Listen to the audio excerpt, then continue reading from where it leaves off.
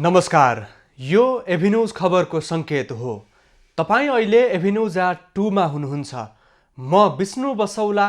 प्रारम्भमा मूल खबर। नेपाली भूमि मिचेको तथ्यहीन खबर फैलाउन कङ्ग्रेसका नेता लागि परेको चीनको आरोप। पश्चिमा र भारतीय सञ्चार माध्यमले सहयोग गरेको भनाई। प्रधानमन्त्री ओली सङ्खुवा सभामा किमानथाङका नाका र अरुण तेस्रो आयोजनाको अवलोकन गर्ने।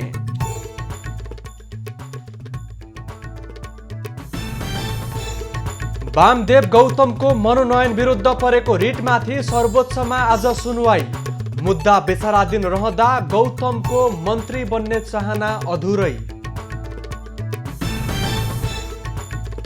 विद्युत परियोजनामा विदेशी लगानीकर्ताको आकर्षण। लगानी बोर्डद्वारा 3 योजनाको लागि झन्डै 39 अर्ब वैदेशिक लगानी स्वीकृत। भारतको बिहार विधानसभामा एनडीए गठबन्धनलाई स्पष्ट बहुमत। नीतीश कुमार पुनः मुख्यमन्त्री बन्ने।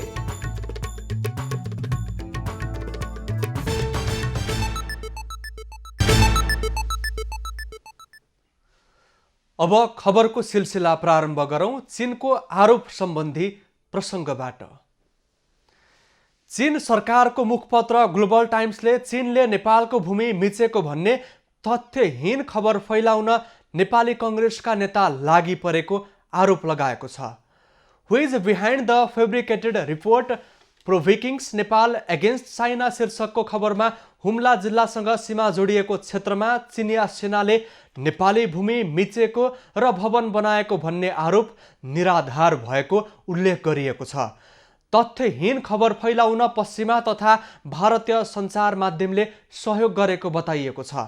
त्यसमा भारत पक्ष ठानिएको नेपाली कङ्ग्रेस र उसका नेता लागि परेको आरोप ग्लोबल टाइम्सको खबरमा उल्लेख गरिएको छ। कर्णाली प्रदेशका नेपाली कङ्ग्रेसका संसदीय दलका नेता तथा पूर्व पर्यटन मन्त्री जीवन बहादुर साईले चीन विरोधी गतिविधिको नेतृत्व गरेको ग्लोबल टाइम्सको खबरमा आरोप लगाइएको छ।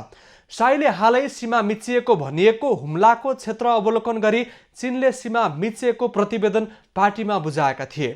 नेपालमा पश्चिमा देशको गतिविधि बढ्दै गएको प्रति नेपाली बुद्धिजीवीले शङ्का व्यक्त गर्ने गरेको पनि ग्लोबल टाइम्सले जनाएको छ। गैर सरकारी संस्थाहरूले पश्चिमा देशको राजनीतिक स्वार्थमा नेपाल भर गतिविधि सक्रिय पारेको पनि ग्लोबल टाइम्समा उल्लेख गरिएको छ। केही भारतीय टेलिभिजनले नेपालको सार्वभौम सत्ता विरोधी खबर प्रसारित गरेको र नेपाल चीन सम्बन्धमा खेल्न खोजेको पनि आरोप लगाइएको छ। नेपालका केही सञ्चार माध्यम पनि भारतीय पक्ष शक्तिको प्रभावमा रहेको र तिनीहरूले चीनले सीमा मिचेको भन्ने खबरलाई प्राथमिकता दिएको पनि आरोप लगाइएको छ। ग्लोबल टाइम्सको सो खबरमा नेपाल ठूलो मात्रामा अदृश्य विदेशी शक्ति भएको सानो देश भएको उल्लेख गरिएको छ। प्रधानमन्त्री केपी ओली केही आयोजनाको निरीक्षण तथा अनुगमनको लागि पूर्वी पहाडी जिल्ला सङ्खुवा सभा पुगेका छन्। गत फाल्गुनमा दोस्रो पटक मृगौला प्रत्यारोपणपछि काठमाडौँ बाहिर ननिस्किएका प्रधानमन्त्री ओली आज केही घण्टाको लागि सङ्खुवा सभा पुगेका हुन्। झन्डै 7 महिनापछि उपत्यका बाहिर निस्किएका प्रधानमन्त्री ओलीले आज सङ्खुवा सभा जिल्लामा करिब 5.5 घण्टा बिताउने कार्यक्रम रहेको छ। थप जानकारीको लागि सङ्खुवा सभाबाट संवाददाता मेघराज तामाङ सम्पर्कमा रहनु भएको छ। मेघराज, प्रधानमन्त्री सङ्खुवा सभामा रहनु भएको छ। पूर्व निर्धारित के कार्यक्रम सकिए, अहिले के भइरहेको छ? विष्णु, बिहान करिब 10 बजे प्रधानमन्त्री सङ्खुवा सभाको किमाथाङका नाकामा चाहिँ आइपुग्नु भएको थियो हेलिकप्टर मार्फत र उहाँ अहिले सङ्खुवा सभाको निर्माणाधीन अरुण तेस्रो परियोजनाको ड्याम साइट स्थल फ्याक्सिन्दामा चाहिँ यहाँ निर्माण कम्पनीले चाहिँ प्रधानमन्त्रीलाई यहाँको सुरुङ निर्माण लगायत अरुण तेस्रो निर्माणको काम कहाँ पुग्यो भनेर यो विषयमा चाहिँ जानकारी दिइरहेको अवस्था छ र केही समय पछाडि प्रधानमन्त्रीले यहाँ सम्बोधन गर्ने कार्यक्रम छ भने किमाथाङकाको सीमा सुरक्षा को त्यहाँको अनुगमन पछाडि त्यहाँको किमाथाङका नाकाको समेत अनुगमन गरिसके पछाडि केही समय अगाडि मात्रै यो फ्याक्सिन्दामा आइपुग्नु भएको छ विष्णु। अरुण तेस्रो जलविद्युत आयोजनाको निरीक्षण गर्ने, त्यसै गरी केही सडकहरूको पनि निरीक्षण गर्ने भनेर बताइएको थियो। अहिलेसम्म कुन कुन आयोजनाको निरीक्षण भइसकेको छ? सडकको निरीक्षणको काम अहिले कसरी अगाडि बढाउने गरी तयारी गरिएको छ? अहिले जुन सशस्त्र प्रहरीको सीमा सुरक्षा किमाथाङकाको चाहिँ अनुगमन भइसकेको छ, त्यस्तै सुखा बन्दरगाह र त्यहाँको जुन किमाथाङका नाका भनिएको छ र किमाथाङका नाकासँगै किमाथाङका विराटनगर कोशी राजमार्गको चाहिँ अनुगमन सकिसके पछाडि प्रधानमन्त्री चाहिँ यहाँ फ्याक्सिन्दा आइपुग्नु भएको छ। त्यहाँ चाहिँ जुन अरुण तेस्रोको निर्माण कार्य र यसको बारेमा जानकारी लिइराख्नु भएको हामीले जानकारी पाएका छौँ र अब केही समय पछाडि नै यहाँ चाहिँ प्रधानमन्त्रीले सम्बोधन गर्ने कार्यक्रम छ विष्णु। प्रधानमन्त्री सहितको टोलीमा को सहभागी भएको जानकारी छ? त्यहाँका स्थानीयहरूको प्रतिक्रिया कस्तो छ? अब जुन यहाँको चाहिँ भौतिक पूर्वाधार तथा यातायात मन्त्री वसन्त कुमार नेमाङ, त्यस्तै गरी राष्ट्रिय सभा विधान समिति सभापति परशुमेगी गुरुङ र यहाँ सङ्घसभाबाट प्रतिनिधि सभा सांसद राजेन्द्र प्रसाद गौतम लगायतको टोली चाहिँ यहाँ आइपुग्नु भएको छ र यहाँ विशेष गरेर चाहिँ अब जुन किमाथाङका नाका, त्यस्तै गरेर अरुण तेस्रो निर्माणको चरण र यहाँको जुन अरुण तेस्रो मार्फत स्थानीयले पाउने सेवा सुविधा लगायतको कुरालाई लिएर चाहिँ यहाँको स्थानीयहरूले चाहिँ अब यही आशा पलाएको छ भन्ने प्रतिक्रिया पाउन सक्छौँ विष्णु। धन्यवाद मेघराज। संवाददाता मेघराज तामाङ सङ्खुवा सभाबाट सम्पर्कमा रहनु भएको थियो। प्रधानमन्त्री केपी ओली सङ्खुवा सभामा रहनु भएको छ। त्यहाँ विभिन्न सडकको अनुगमन गर्ने, त्यसै गरी किमानथाङका नाकाको अनुगमन गर्ने, अवलोकन गर्ने, त्यसै गरी अरुण तेस्रो जलविद्युत आयोजनाको पनि निरीक्षण गर्ने कार्यक्रम रहेको थियो। केही कार्यक्रम सकिएको छ भने विभिन्न आयोजनाको उहाँले जानकारी लिने क्रम जारी रहेको छ। अब केही समयमा त्यहाँ सम्बोधन गर्ने कार्यक्रम भएको बताइएको छ। अब अर्को प्रसङ्ग, सत्तारूढ नेकपाका उपाध्यक्ष वामदेव गौतमलाई राष्ट्रिय सभामा गरिएको मनोनयन खारेजीको माग गर्दै सर्वोच्च अदालतमा दायर गरिएको रिट विरुद्ध आज सुनवाई हुने भएको छ। न्यायाधीश तथा अदालतमा कार्यरत केही कर्मचारीमा कोरोना सङ्क्रमण देखिएपछि सो रिटमाथिको सुनवाई केही दिनको लागि सारिएको थियो। प्रतिनिधि सभा निर्वाचन 2074मा बर्दियाबाट पराजित गौतमलाई सरकारको सिफारिसमा राष्ट्रपतिबाट असोज 1 गते सांसदमा मनोनित गरिएको थियो। निर्वाचनमा पराजित व्यक्ति राष्ट्रिय सभा मार्फत संसदमा पुगे पनि मन्त्री बन्न पाउने कि नपाउने भन्ने विषयमा रिट परेको छ। सो मुद्दा अदालतमा विचाराधीन हुँदा गौतम मन्त्री बन्ने बाटो समेत छेकिएको छ। लगानी बोर्डले 3वटा परियोजनाको लागि 38 अर्ब 65 करोड रुपियाँ लगानी स्वीकृत गरेको छ। बोर्डका अध्यक्ष समेत रहेका प्रधानमन्त्री केपी ओलीको अध्यक्षतामा बसेको बोर्डको 45औं बैठकले 3वटा जलविद्युत परियोजनाको लागि 38 अर्ब 64 करोड रुपियाँ लगानी स्वीकृत गरेको छ। बोर्डका अनुसार सार्वजनिक निजी साझेदारी अवधारणामा निर्माण हुन लागेको 77.5 मेगावाट क्षमताको धुन्सा खोला जलविद्युत परियोजनाको लागि 17 अर्ब 62 करोड 40 लाख 57 मेगावाटको हिमचुली दोर्दी जलविद्युत परियोजनाको लागि 10 अर्ब 61 करोड 91 लाख रुपियाँ र 65 मेगावाट क्षमताको दुधखोला जलविद्युत परियोजनाको लागि 10 अर्ब 43 करोड 60 लाख रुपियाँको लगानी स्वीकृत भएको छ। बैठकले सार्वजनिक निजी साझेदारी अवधारणामा सञ्चालित 900 मेगावाटको अरुण तेस्रो परियोजनाको पावर हाउसदेखि ड्याम साइडसम्मको लागि गठित मुआब्जा अध्ययन समितिको म्याद थप गर्ने निर्णय गरेको छ। त्यस्तै बोर्डको क्षमता अभिवृद्धि तथा संस्थागत विकासको लागि परियोजना बैंक र विभिन्न सरकारवाला निकायसँग परामर्श गरी बोर्डको रणनीतिक योजना तयार गर्ने सम्बन्धमा पनि बैठकमा छलफल भएको छ। लगानीकर्तालाई एकल बिन्दु सेवा केन्द्रद्वारा सहज र शीघ्र सेवा प्रदान गर्ने गरी स्वचालित बनाउने र नलेज म्यानेजमेन्ट पोर्टलको स्थापना गरी उपयोग गर्ने सम्बन्धमा पनि छलफल भएको छ। बैठकलाई सम्बोधन गर्दै प्रधानमन्त्री ओलीले विद्युत उत्पादन सँगसँगै विद्युत खपतको योजना तयार पार्न समेत बोर्डलाई निर्देशन दिएका थिए। बाराको जितपुर सिमराका बासिन्दा स्थानीय उद्योगका कारण प्रदूषण र दुर्गन्धमा जीवन बिताउन बाध्य भएका छन्।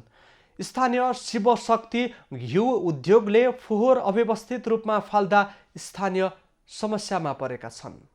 शिवशक्ति घिउ उद्योगबाट निस्कने खरानी सार्वजनिक जमिनमा अस्तव्यस्त तरिकाले फाल्ने गर्दा यो उडेर स्थानीयको घर बारीतिर जाने गरेको हो। उद्योगबाट निस्किएको खरानीका कारण जितपुर सिमेरा उपमहानगरपालिका वडा नम्बर 5 मा रहेको दलित बस्तीका बासिन्दामा स्वास्थ्य समस्या समेत देखिएको छ। खरानीका कारण खाना खान नहुने, कपडा फोहोर हुने र दुर्गन्ध लगायतका समस्या भोग्नु परेको स्थानीयको भनाइ छ। कुछ मने अथी करम तब ओने से उड़ी आई तो खाना में पड़ी तब बेकार करी सब अथी करी तो हावाहुरी आउँदा र अन्य समयमा समेत खरानी उडेर आँखामा पस्दा बस्तीमा आँखाका बिरामी समेत बढेका छन्। उद्योगबाट निस्कने फोहोर सिधै खोलामा मिसाउँदा बस्ती नै दुर्गन्धित हुँदा पनि उद्योगले समस्या समाधान नगरेको स्थानीयको आरोप छ। खोलामा झर्छ, खोलामा झरेपछि गाई बस्तुहरू पानी खायो भने बिमारी भएर मर्छ। त्यो भयो एउटा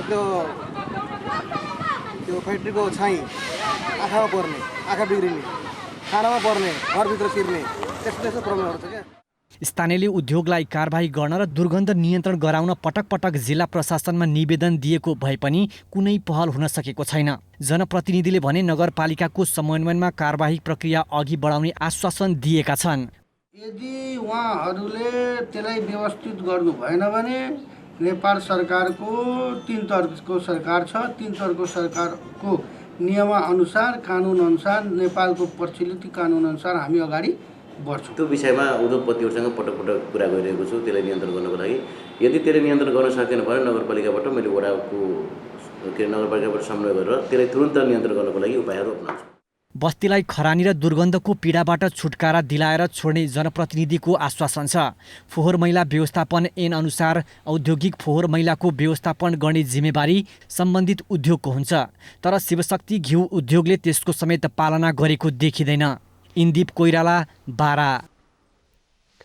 मुख्य सडकमै पेट्रोलियम पदार्थ सहितका ट्याङ्करको अव्यवस्थित पार्किङका कारण धनगढी असुरक्षित बन्दै गएको छ।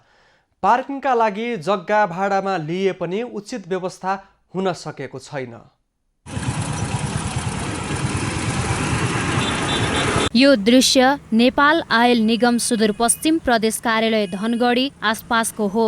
धनगढी उपमहानगरपालिका 3 चटकपुरमा सडकमा लस्करै डिजेल र पेट्रोल भरिएका ट्याङ्कर छन्। बस्ती नजिकै आयल निगमको डिपो हुँदा दुर्घटनाको जोखिम बढेको छ। पेट्रोलियम पदार्थ सहितका ट्याङ्कर सडक किनारमा पार्किङ गर्दा दुर्घटनाको जोखिम बढाउनेमा सवारी चालक समेत चिन्तित छन्। धेरै गाडीहरू एउटै ठाउँमा हुन्छ हैन, अब खाली भए त ठिकै हो, अब के भन्छन् गाडी फुल भएको हुन्छ, त्यतिखेर ठोकिन पनि सक्छ, ठुलो गाडी आउँछ, आगो लाग्ने सम्भावना बढी हुन्छ।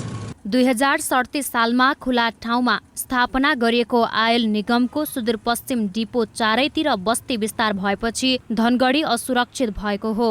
नेपाल आयल निगम धनगढीले ट्याङ्कर पार्किङका लागि भन्दै चटकपुरमा जग्गा भाडामा लिएको छ। साउनदेखि निगमले जग्गाको भाडा तिर्दै आए पनि व्यवसायीले भने पार्किङ स्थल छोडेर सडकमै पार्किङ गर्ने कार्यलाई निरन्तरता दिँदै आएका छन्। सम्भव भएसम्म अहिलेकै ठाउँमा नै व्यवस्थित र सुरक्षित गरेर पार्किङको व्यवस्था मिलाउने र स्थानीयले सहमति नदिए अर्को स्थानमा पार्किङ व्यवस्थापन गर्ने निगमको तयारी छ। भएको ठाउँमा अब सुरक्षित पार्किङ त्यहाँ गर्दा ठिकै हुन्छ मैले देखिरहेको छु। जस्तो घना बस्ती पनि छैन, त्यसमा अब उनीहरूलाई बनाउने प्रयास बनाएर प्रशासनिक निकायहरूसँग पनि समन्वय गरेर त्यहाँ पार्किङ गर्ने हाम्रो प्रयास छ। त्यही हो। अब त्यसपछि पनि अब त्यहाँ हुँदै भएन भने यो पार्किङलाई क्यान्सल गरेर अन्य ठाउँमा पार्किङ गर्ने व्यवस्थातिर लाग्नुपर्छ।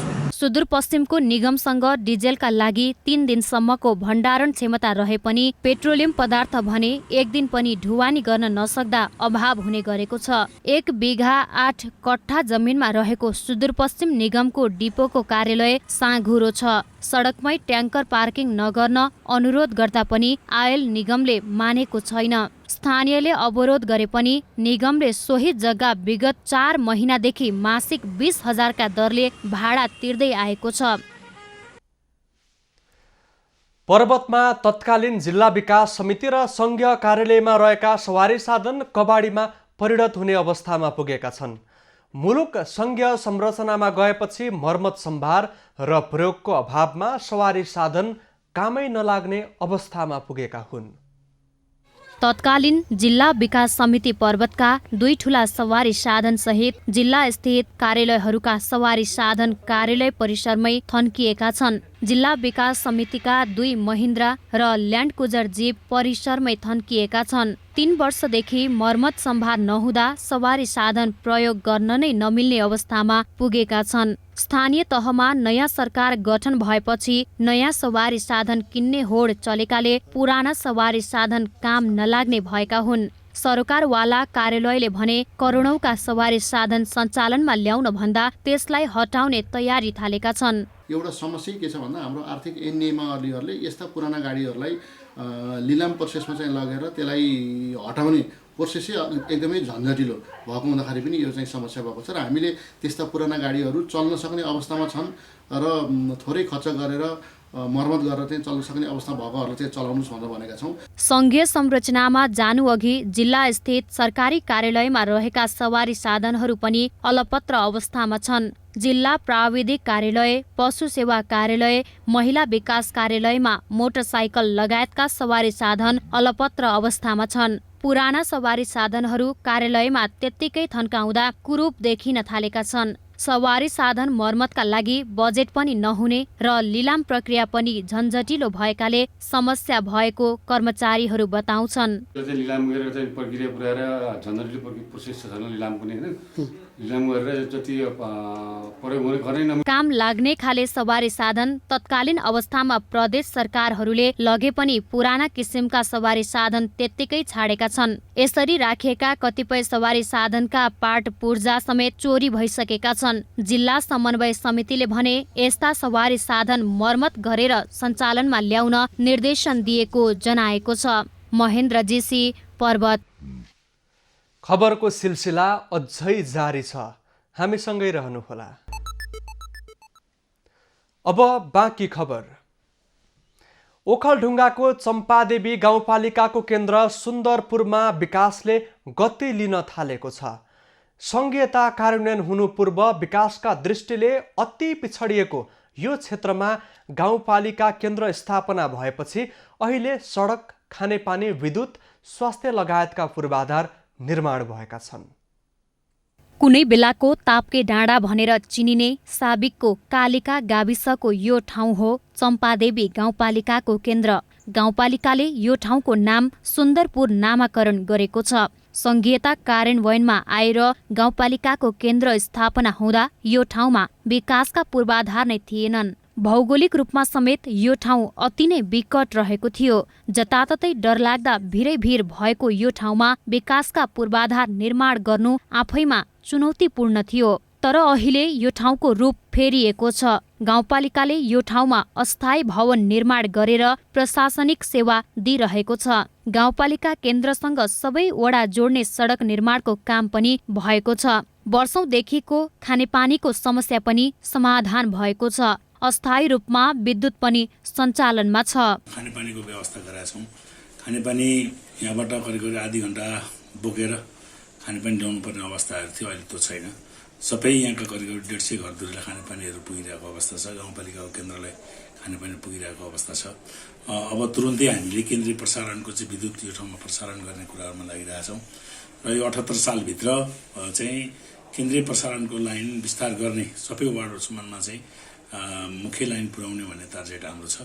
गाउँपालिका केन्द्र स्थापना भएर विकासका पूर्वाधार निर्माण भएपछि सुन्दरपुर गाउँका स्थानीय खुसी छन्। उनीहरूले आफ्नो गाउँ यसरी विकास हुन्छ भनेर सोचेकै थिएनन्। अहिले सबैको सुविधा भएको छ, अहिले राम्रो भएको छ। पानीहरूको पनि 12 बजीसम्म लाइन बस्नु पर्थ्यो होइन, अहिले धेरै सहज भएको छ, राम्रो भएको छ। धेरै त्यसमा धेरै नै खुसी छु सर हामी। बाटो पनि धेरै राम्रो छ होइन। पहिला हामी हिँडेरै त 3 दिनसम्म काठमाडौँ जानलाई 3 दिन लाग्थ्यो हामीलाई, अहिले त्यो भनेदेखि धेरै राम्रो भएको छ।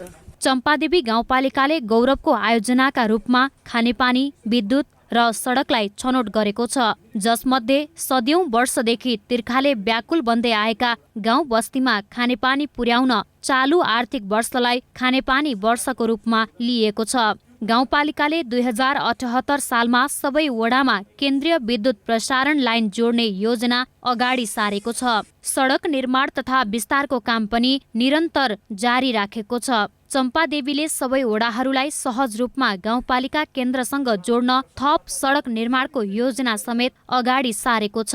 नवराज कार्की, ओखलढुङ्गा। सिद्धार्थ राजमार्ग अन्तर्गत तिनाउ गाउँपालिकामा पर्ने दोभानदेखि पाल्पाको पश्चिम क्षेत्र जोड्ने उद्देश्यले तिनाउ खोलामा पक्की पुल निर्माण भएको छ। पुल निर्माण भएपछि दोभान सिद्धबाबा सडक खण्डको बुटोलसम्म वैकल्पिक सडक प्रयोगमा समेत सहज भएको छ। विशेष खबरको साथमा plumber CPVC Pipes and fittings, विश्वास प्लम्बिङ को। शिवम सिमेन्ट, क्वालिटीको मामलामा नो कम्प्रोमाइज।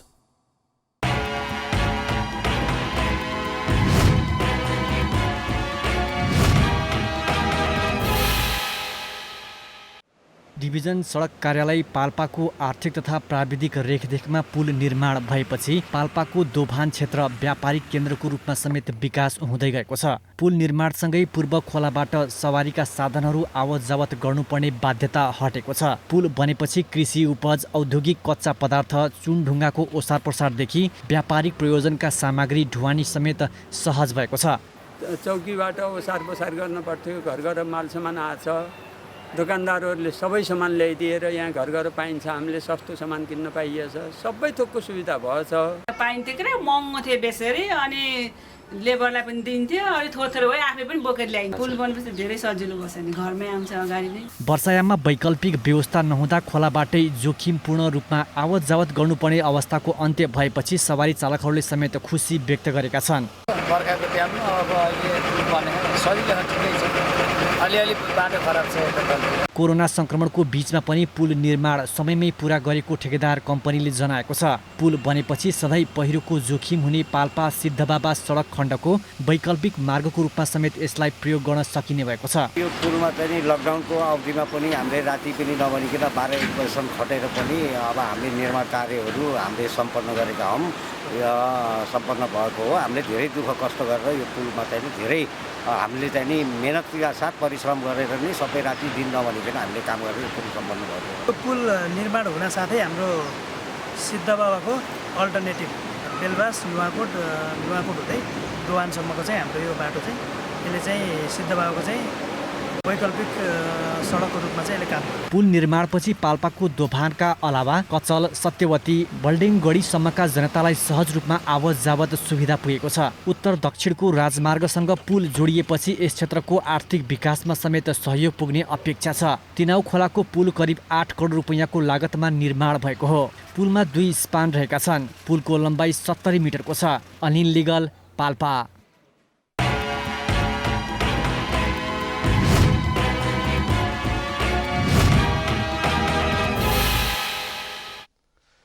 सुपथ मूल्यमा दैनिक उपभोग्य सामग्री उपलब्ध गराउने उद्देश्यले काठमाडौँको मैतीदेवी चोकमा नेचर सुपरमार्केट सञ्चालनमा आएको छ। व्यावसायिक क्षेत्रमा 3 दशक लामो अनुभव सँगालेका व्यवसायीको नेतृत्वमा सुपरमार्केट सञ्चालनमा आएको हो।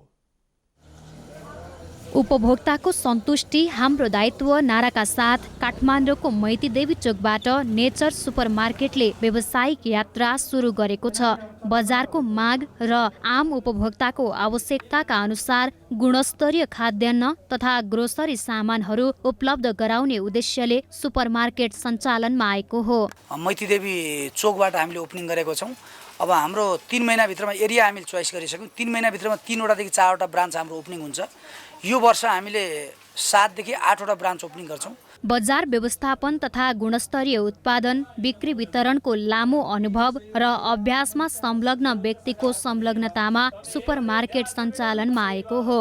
सुपरमार्केटमा प्रतिस्पर्धात्मक विश्व बजारमा उपभोक्ताको मागलाई ध्यानमा राख्दै पूर्ण पारिवारिक वातावरणमा गुणस्तरीय सेवा उपलब्ध हुने सञ्चालकको भनाइ छ। सुपथ मूल्यमा दैनिक उपभोग्य तथा ग्रोसरी सामान सुपरमार्केटमा उपलब्ध छन्। सुपरमार्केटले उपभोक्ताको सहजताका लागि होम डेलिभरीको सुविधा समेत उपलब्ध गराएको छ। अनलाइनको माध्यमबाट सामान अर्डर तथा भुक्तानी गर्न सकिने व्यवस्था पनि छ। सुपरमार्केटले उपत्यकामा रहेका hotel, restaurant, hostel, catering, canteen, खुद्रा पसल लगायतका क्षेत्रहरूमा सुपथ मूल्यमा सामान उपलब्ध गराउने लक्ष्य राखेको छ। मूल्यमा एकरूपता कायम गर्दै उपभोक्ताको आवश्यकता र माग अनुसार सहरदेखि गाउँसम्म गुणस्तरीय सामानहरू बिक्री वितरण गर्ने सुपरमार्केटको दाबी छ। नेचर सुपरमार्केटमा जति पनि उपभोक्ताहरू आएर खरिद गरिदिनुहुन्छ उहाँहरूलाई 1 महिनाको लागि विशेष छुट लगायत उहाँहरूलाई होम डेलिभरीको पनि व्यवस्था गरेका छौँ।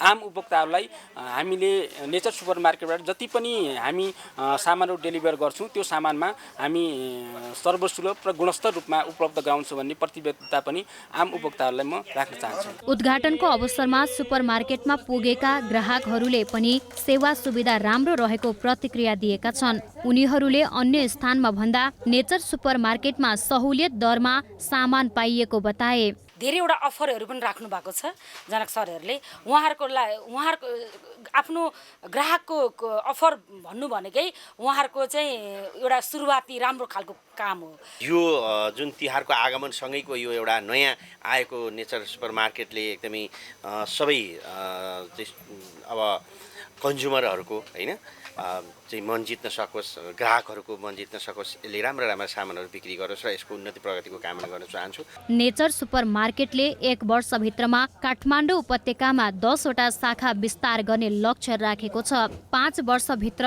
काठमाडौँ उपत्यकामा 30 देखि 40 वटा शाखा विस्तार गर्ने उद्देश्यले काम भइरहेको सञ्चालकको भनाइ छ। काठमाडौँ उपत्यकापछि देशका प्रमुख शहरहरूमा नेचर सुपरमार्केटको शाखा विस्तार गर्ने उद्देश्य राखेको छ।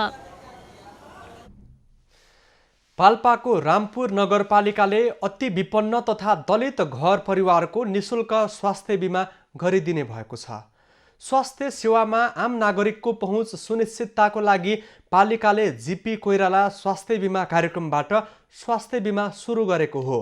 आर्थिक वर्ष 2076-77बाट बजेट विनियोजन गरी कार्यविधि तयार गरी यस वर्षदेखि कार्यक्रम सुरु गरिएको छ। पहिलो चरणमा 108 परिवारको बिमा गरिएको नगरपालिकाले जनाएको छ। संख्याभन्दा बढी लाभान्वित हुनेछन् र अहिलेको यो पहिलो चरणमा हामीले 108 घर परिवारका करिब 540 जनाको संख्यामा लाभान्वित बिमित गर्नेहरू हुनुहुन्छ भने 1 करोड 8 लाख बराबरको हामीले चाहिँ यो बिमाबाट पाउने सेवा सुविधा दिएका छौँ। यहाँ रहेका असहाय गरिबहरू अति विपन्नहरूलाई परिवारहरूलाई स्वास्थ्यको लागि स्वास्थ्य बिमा गरेर उहाँहरूलाई दीर्घरोगीबाट निरोगी बनाउनको लागि औषध उपचार गर्नको लागि हामीले बजेट छुट्याएका छौँ। जीपी कोइराला स्वास्थ्य बिमा कार्यक्रमको लागि नगरपालिकाले गत वर्ष 5 लाख र यस वर्ष 5 लाख रुपैयाँ विनियोजन गरेको छ। यस वर्ष नगरभित्रका दलित तथा विपन्न गरी 400 परिवारको स्वास्थ्य बिमा गर्ने कार्यक्रम रहेको छ। प्रति परिवार हुने 1-1 लाख रुपैयाँको स्वास्थ्य बिमा 2077 मङ्सिर 1 गतेदेखि आगामी कार्तिक 1 गतेसम्म कायम रहनेछ। गोर्खा ट्राफिकले चालकसँग 1 मिनेट अभियान सुरु गरेको छ। सवारी चालक र ट्राफिक प्रहरी बीच दूरी बढेको भन्दै कार्यालयले अभियान सुरु गरेको हो। यो अभियान आउँदो 1 महिनासम्म जारी रहनेछ। अभियान अन्तर्गत ट्राफिक प्रहरीले 1 मिनेटभित्र सवारी चालक अनुमति पत्र सहित सवारीको अन्य कागजात चेकजाँच, चालकले मास्क प्रयोग गरे नगरेको तथा सवारीभित्र स्वास्थ्य मापदण्ड प्रयोग भए नभएको हेर्ने भएको छ। पनि अपनाउनु पर्ने जुन यसको बारेमा चाहिँ जुन सामाजिक दूरी कायम गर्ने, मास्क लगाउने, बन्दाको प्रयोग गर्ने, साबुन पानीले हात धुने लगायतका विभिन्न सुरक्षाका उपायहरू पनि छन्। त्यसको अलावा हामीले गण्डकी प्रदेश ट्राफिक प्रहरी कार्यालयबाट एउटा चालकहरूसँग एउटा सौहार्दता होस्, ट्राफिक प्रहरीले गर्ने व्यवहारमा राम्रो हुँदैन, ट्राफिक प्रहरीले चाहिँ सडकमा राम्रो व्यवहार गर्दैन भन्ने खालका कुरालाई हामीले यो निरुत्साहित गर्नुहुन्न। अभियानले दुर्घटना न्यूनीकरणमा समेत सहयोगी भूमिका निर्वाह गर्ने र यो अभियान जिल्लाभरि नै सञ्चालनमा ल्याउने तयारी भइरहेको कार्यालयले जनाएको छ। बाँकेको खजुरा गाउँपालिकाले किसानलाई अनुदानमा मिनी पावर टिलर उपलब्ध गराएको छ। कृषिलाई आधुनिक, व्यावसायिक र यान्त्रिकीकरण गर्न गाउँपालिकाले किसानलाई 50% अनुदानमा 104 वटा पावर टिलर वितरण गरेको छ। खजुराका किसान र कोरोनाका कारण विदेशबाट फर्किएका युवाहरूलाई कृषिमा आत्मनिर्भर र रोजगारको व्यवस्थापन गर्ने नीति खजुरा गाउँपालिकाले अघि सारेको हो। सोही नीति अनुसार कृषिलाई आधुनिक, व्यावसायिक बनाउन पहिलो चरणमा लागत सहभागिता पावर टिलर वितरण गरिएको गाउँपालिकाले जनाएको छ। दोस्रो चरणमा सिँचाइका लागि समरसेल, मोटर पम्प वितरण गर्ने गाउँपालिकाको योजना छ। प्रदेशले विनियोजित गरेको रकम र स्थानीय सरकारले विनियोजित गरेको रकमलाई एकमुष्ट राखेर हामीले पहिलो चरणमा 104 वटा पावर टेलर वितरण गर्दैछौँ। पहिलो चरणमा आज हामी 104 जना किसानहरूलाई बाँड्दैछौँ। त्यसपछि दोस्रो चरणमा हामीलाई सिँचाइको लागि समरसेल पम्प, मोटरहरू बाँड्ने कार्यक्रम छ। अन्य कृषिका यन्त्रहरू हामी क्रमिक रूपमा बाँड्दै जानेछौँ। खजुरा गाउँपालिकामा 0.5 हेक्टर क्षेत्रफल भएका किसानहरूको सङ्ख्या 2000 भन्दा माथि रहेको छ। तिनै घर परिवार र कोभिडका कारण विदेशबाट फर्किएका युवाहरूलाई लक्षित गरेर यो मिनी पावर टिलर वितरण गरिएको कृषि शाखाले जनाएको छ। युवा लक्षित कार्यक्रम अन्तर्गत कृषकको 50% 26,250 र बाँकी पालिकाको लगानीमा अपनत्व हुने गरी कृषि यन्त्र वितरण गरिएको हो। विदेशबाट फर्केका युवा लक्षित कृषि कार्यक्रम भनेर पनि कार्यक्रमहरू यो वर्षको लागि राखेका छौँ, जसमा चाहिँ हामीले आवेदनहरू खुलाइसकेका छौँ र हामीले दिन सक्ने भनेको 100-125 जनालाई दिन सक्छौँ भने निवेदन हामीसँग 400 भन्दा बढी। भनेपछि त्यो कोभिडको कारणले विदेशबाट फर्किएर दुःख पाउनु भएको किसानहरू हामीसँग धेरै नै हुनुहुन्छ र हामीले जति सक्दो धेरै किसानहरूलाई समेट्ने कोसिसहरू चाहिँ योपालि गरेका छौँ। पछिल्लो समयमा आएर गोरु पाल्न छोडेपछि जोतखन गर्नका लागि समस्या हुँदै गएकाले साना खेतबारी र तरकारी खेतीका लागि मिनी पावर टिलर उपयोगी हुने किसानको भनाइ छ। सबैभन्दा अहिले जोत्नको लागि समस्या अब गोरुहरू पाल्न छोड्यौँ। अब ट्र्याक्टरहरू थोरै तरकारी खेतीहरू गर्नलाई गोरुहरू नभएको त ट्र्याक्टर पनि लानु नमिल्ने भएकोले गर्दाखेरि अब यो सानो साधन पनि लानहरू पनि सजिलो, अब थोरै जोत्नलाई तरकारी खेतीहरू गर्नलाई पनि सजिलो हुन्छ भन्नेले गर्दाखेरि 50% छुटमा हामीले यो 26,250 रुपियाँ हामीले जम्मा गरेर अरू गाउँपालिकाबाट अनुदानमा आज वितरण गर्ने भन्ने कुरा भएर अनि खजुरा गाउँपालिकाले सुरु गरेको अभियानले कृषि क्षेत्रमा लाग्ने युवाको संख्यासँगै उत्पादन समेत बढ्ने देखिएको छ। खजुराकै सिको देशका अन्य स्थानीय तहले गरेमा कृषि क्षेत्रमा लाग्ने युवाहरूलाई प्रोत्साहन मिल्ने देखिन्छ। खम्बपुन बाँके। तिहारलाई लक्षित गरी सयपत्री फूल खेती गरेका कतिपय जिल्लाका किसानले तिहार अगावै फूल फुलेपछि लाखौंको क्षति बिहोरे। केही कृषकको फूलले बजार नै पाएन भने कतै कोरोना भाइरसका कारण यस वर्ष खेती नै भएन। उता पाल्पामा भने तिहारसँगै ढकमक्क फुलेका सयपत्री र बजार मागका कारण किसानहरू उत्साही बनेका छन्। अन्य स्थानमा अत्यधिक वर्षाले बिरुवा नष्ट हुने तथा तिहार अघि नै फूल फुल्ने समस्या झेलिरहेको अवस्थामा समयमै फूल फुलेकाले बजार पाउने भएपछि किसानहरू उत्साहित बनेका हुन्। जिल्लामा गत वर्ष हाम्रो आधुनिक कृषि फर्म रामपुर 4ले 2 रोपनीबाट सुरु गरेको व्यावसायिक सयपत्री फूल खेती यस वर्ष जिल्लाभरि नै फैलिएको छ। कोरोना महामारीका बीच पनि कृषकहरूले 1 बिघा जग्गामा सयपत्री फुलाएका छन्। पाल्पा जिल्लामा व्यावसायिक पुष्प खेती 1 रोपनीबाट सुरु गरेको थिएँ र त्यो पाल्पा जिल्लालाई फुलमय बनाउने अभियान अहिले 1 बिघामा पुगेको छ र विभिन्न पाल्पा जिल्लाको विभिन्न ठाउँमा माथागढी, तिनाउ गाउँपालिका र तानसेन नगरपालिकामा गरी अहिले 1 बिघामा पुगेको छ र तिहारलाई लक्षित गरी हामीले लगाएका थियौँ र पाल्पा जिल्लाको भौगोलिक वातावरणको हिसाबले पनि फुलको लागि उपयुक्त भएकोले हामीले तिहार अगावै फुलेर फ्याँक्नुपर्ने स्थिति पनि भएन। जिल्लाको रामपुर, माथागढी, तानसेन, तिनाउ र बगनासकाली लगायतका स्थानमा किसानहरूले सामूहिक तथा व्यक्तिगत रूपमा खेती गरेका छन्। तिहार नजिकिएसँगै बजारबाट माग आउन थालेपछि जिल्लाका कृषकहरूले फूल स्थानीय बजारसँगै बुटवल, काठमाडौँ र कैलालीसम्म पुर्याउने लक्ष्य लिएका छन्। फूल चाहिँ हामीले तिहारमा चाहिँ बुटवलको बजारमा लगेर र माला चाहे अनुसार ग्राहकले भनेअनुसारका बेच्ने सोचमा छौँ र यहाँ घरमा लिएर जाने आउनुहुने हाम्रो फर्ममा आउनुहुने सबैलाई चाहिँ केही सुलभ मूल्यमा मिलाएर हामीले दिन चाहन्छौँ र नेपाली माला प्रयोग गर्नु होला। विदेशबाट आएको बाहिरबाट आएको चाहिँ फर्मालिनहरू राखेको विभिन्न विषादी राखेको चाहिँ प्रयोग नगरिदिनु होला। हामीले स्थानीय बजार बुटवल, नेपालगञ्ज र अहिले एउटा ऐतिहासिक रूपमै हामी कैलालीसम्म पनि फुल पुर्याउने योजना बनाएका छौँ र काठमाडौँमा पनि अर्डर आएको छ र 2-4 दिनमै हाम्रो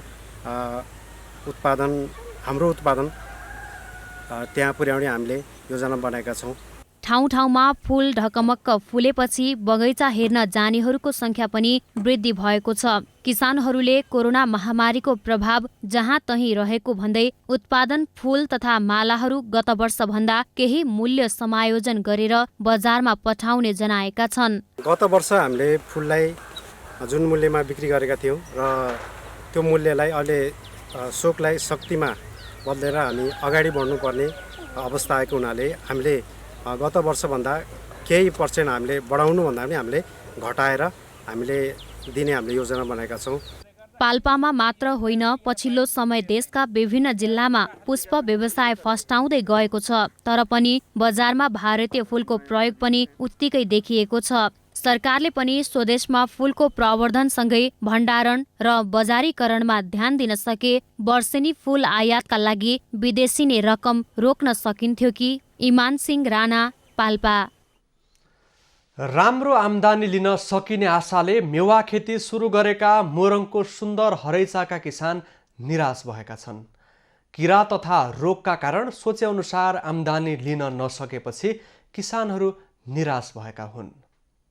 मोरङको सुन्दर हरैचा नगरपालिका 6 सिरानटोलका 8 जना किसानहरूले 4 बिघा जमिनमा रेड लेडी जातको मेवा खेती लगाएका छन्। भारतदेखि बिरुवा ल्याएर सुरु गरिएको मेवा खेतीमा फौजी किरा लागेपछि मोरङका किसान निराश भएका छन्। बिरुवा हुर्कने समयमा नै फौजी किराले क्षति पुर्याएको तथा रोग लागेपछि किसानले सोचे अनुसार लाभ उठाउन सकेका छैनन्। बिरुवा चाहिँ जस्तै यो बिरुवा लगाएपछि त्यो अहिलेको के किरा रे फौजी किरा त्यसले टक्क काटेर यहाँबाट खाने पुरै ड्याङ खाली खाली नै बनायो धेरै त त्यति बेला पनि। यसै वर्षदेखि व्यावसायिक मेवा खेती सुरु गरेका किसानहरूले कोरोनाका कारण समेत बजार पाउन नसकेको गुनासो गरेका छन्। मुख्य गरी काठमाडौँमा मेवाको माग हुने गरे पनि कोरोनाका कारण पठाउन सकिएको छैन। उत्पादन भएको मेवा अहिले स्थानीय बजारमै बिक्री भइरहेको छ। धान खेती भन्दा राम्रो आम्दानी लिन सकिए पनि सोचे अनुसारको आम्दानी लिन नसकिएको किसानको भनाइ छ। यसबाट 3 देखि 4 लाख रुपियाँ कमाउने सोच थियो मेरो, तर भने जति चाहिँ भएको छैन। यसले मोटामोटी 1.5 लाख जतिसम्म तान्छ है भन्ने आश छ। मेवा खेतीमा किरा तथा रोग लागेपछि स्थानीय तहसँग समन्वय गरिए पनि खासै चासो नदिएको किसानहरू गुनासो गर्दछन्। किसानहरूले व्यावसायिक मेवा खेती गरेको जानकारी नभएको भन्दै जनप्रतिनिधिहरूले भने आगामी दिनमा सहयोग गर्ने आश्वासन दिएका छन्। कृषि विज्ञ हाम्रो नगरपालिकाका प्राविधिकहरूबाट म पहल गरेर उहाँहरूलाई आउँदो उत्पादनको लागि चाहिँ एकदमै सहजीकरण गरिदिने, उहाँहरूलाई यो खेतीलाई निरन्तर व्यावसायिक बनाउने हिसाबले म ठुलो सहयोग गर्न सक्छु।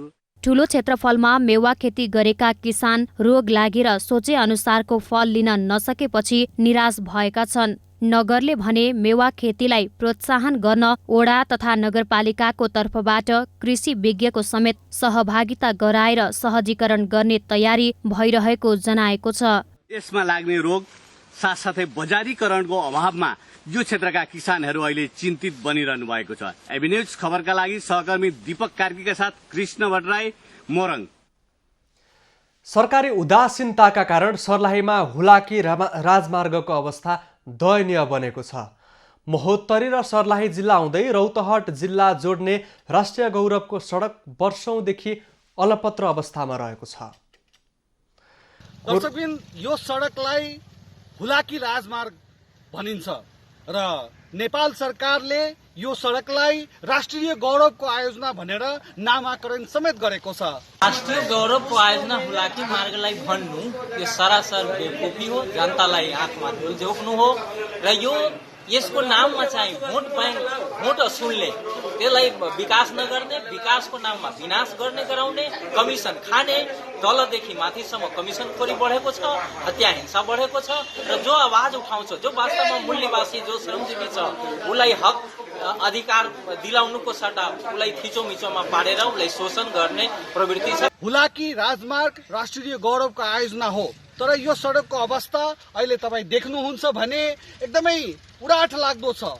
ठाउँ ठाउँमा यस्ता पुलहरू जुन वर्षौंदेखि बनाइराखेका छन् र यो पुलको निर्माण कहिले पूरा हुने हो त्यसको कुनै अत्तो छैन।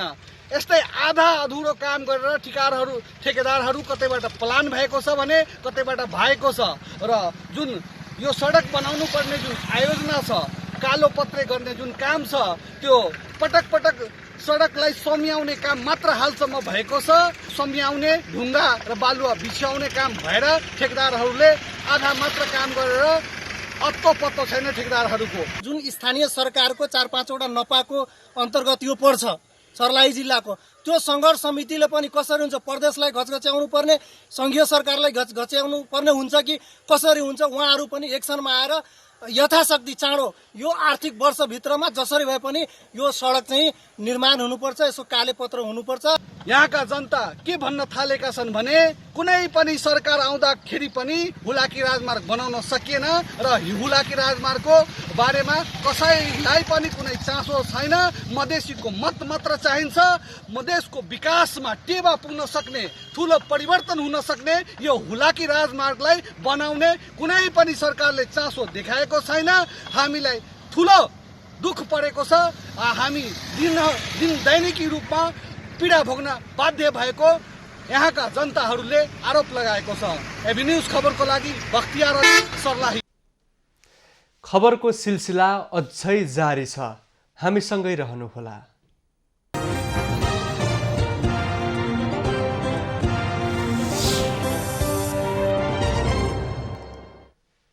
यति बेला हिमाली भूभागमा आंशिक बदली रही बाँकी भूभागमा मौसम सामान्यतया सफा रहेको छ।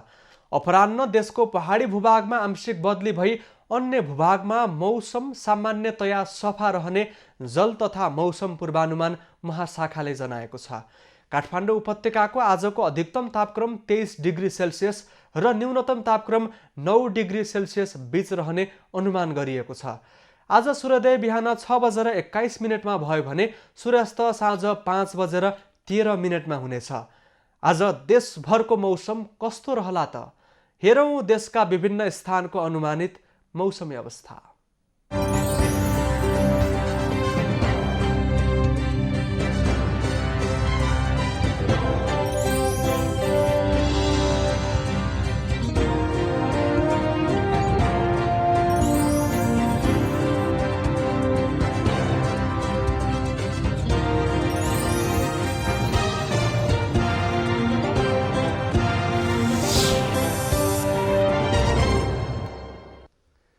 अहिलेलाई खबरको क्रम यति नै। एबी न्यूज खबरका यी सहित अन्य विस्तृत खबरका लागि www.avnews.tv लगअन गर्न सक्नुहुनेछ। युट्युब, फेसबुक र ट्विटरमा पनि हामीलाई फलो गर्न सकिनेछ। खबर भित्रको खबरका लागि हेर्दै रहनुहोला एबी न्यूज खबर। नमस्कार।